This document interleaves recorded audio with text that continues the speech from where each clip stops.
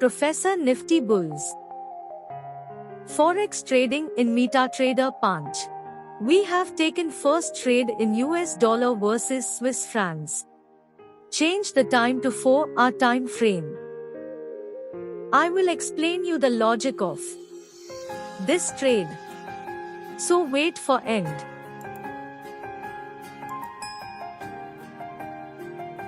Four-hour time frame strong trend line resistance. इसने rejection लिया है. टारगेट NECHE का सपोर्ट है 4-hour टाइम फ्रेम पर.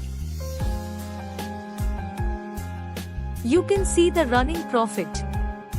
Now we have taken the second trade in European versus US dollar. Here also I have used 4-hour time frame.